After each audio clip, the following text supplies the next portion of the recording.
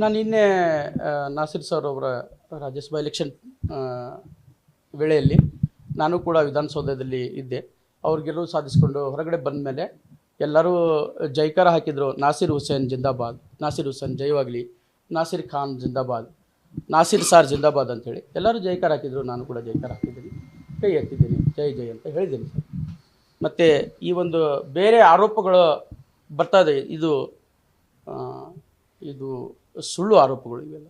ಈ ಥರ ನಾನು ಯಾವುದೂ ಸ್ಲೋಗನಿಗೆ ಜೈಕಾರ ಹಾಕಿಲ್ಲ, ಈ ಥರ ನಾನು ಸ್ಲೋಗನ್ ನಾನು ಕೇಳಿ ಇಲ್ಲ. ಅಥವಾ ಯಾರಾದರೂ ಮಾಡಿದರೆ ಅದಕ್ಕೆ ಸೂಕ್ತ ತನಿಖೆ ಮಾಡಿ ಅದಕ್ಕೆ ನೀವು ಒಳ್ಳೆಯ ಕ್ರಮ ತಗೋಬೇಕು, ಅದಕ್ಕೆ ಕಠಿಣ ಕ್ರಮ ತಗೋಬೇಕು. ನಾವು ಕೂಡ ಅದಕ್ಕೆ ಆ ಕ್ರಮಕ್ಕೆ ನಾವು ಕೂಡ ನಿಮ್ಮ ಜೊತೆ ಇದ್ದೇವೆ ಅಂತ ನಾನು ಹೇಳಿ ಬಯಸ್ತೇನೆ. ಈ ಮಾಜಿ ಶಾಸಕರು ನಿಮ್ಮಲ್ಲಿ ದೂರು ಕೊಡಿಸ್ತಾರೆ ಸ್ಟೇಷನ್ಗೆ.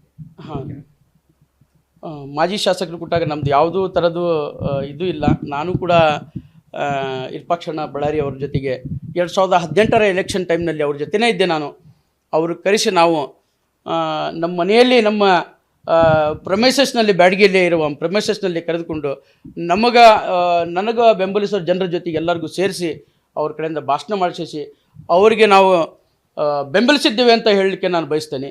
ಈ ಥರ ಆ ಟೈಮ್ನಲ್ಲಿ ಆ ತಾರೀಕಿನಿಂದ ಇವತ್ತಿನವರೆಗೂ ನಾವು ಕೂಡ ವಿರೂಪಾಕ್ಷಣ್ಣರ ಇದಕ್ಕೆ ನಾವು ಯಾವಾಗಲೂ ವಿರುದ್ಧವಾಗಿ ನಡ್ಕೊಂಡಿಲ್ಲ, ನಾವು ನಡ್ಕೊಳೋದು ಇಲ್ಲ.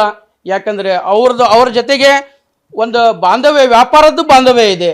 ಅವರ ಒಂದು ಕೋಲ್ಡ್ ಸ್ಟೋರೇಜ್, ವೀರಭದ್ರೇಶ್ವರ ಕೋಲ್ಡ್ ಸ್ಟೋರೇಜ್ನಲ್ಲಿ ನಾವು ಸುಮಾರು ವರ್ಷದಿಂದ ನಾನು ಅವ್ರ ಕೊಟ್ಟಾಗ ನಡ್ಕೊತ ಬಂದೀನಿ. ಅವರು ಕೂಡ ನನ್ನ ನಡವಳಿಕೆಯನ್ನು ಆರೋಪ ಸುಳ್ಳು ಅಂತ ನಾನು ಹೇಳ್ತೇನೆ. ಏನು ಸರ್? ಏನಿಲ್ಲ ಸರ್, ಅಲ್ಲೇ ಬಂದರು ಅವರು. ಹೊರಗೆ ಬಂದ ತಕ್ಷಣ ಎಲ್ಲರೂ 50, 60, 70 ಜನ, ಒಂದು ಸುಮಾರು 100 ಜನ ಇರ್ಬೋದು ಅಂತ ಹೇಳ್ತೇನೆ ರೀ. ಎಲ್ಲರೂ ನಾಸಿರ್ ಸರ್ಗೆ ಎತ್ತುಕೊಂಡು ಅವರಿಗೆ ಮಾಲಿ ಹಾಕಿದರು, ಜೈಕಾರ ಮಾಡಿದರು. ನಾಸಿರ್ ಹುಸೇನ್ ಜಿಂದಾಬಾದ್, ನಾಸಿರ್ ಖಾನ್ ಜಿಂದಾಬಾದ್, ನಾಸಿರ್ ಸಾರ್ ಜಿಂದಾಬಾದ್ ಅಂತ ಹೇಳಿದರು. ಆ ಟೈಮ್ನಲ್ಲಿ ನಾವು ಅದನ್ನು ಕೇಳಿಲ್ಲ ಸರ್. ನಾವಂತೂ ಅದನ್ನು ಸ್ಲೋಗನ್ ಕೇಳಿಲ್ಲ.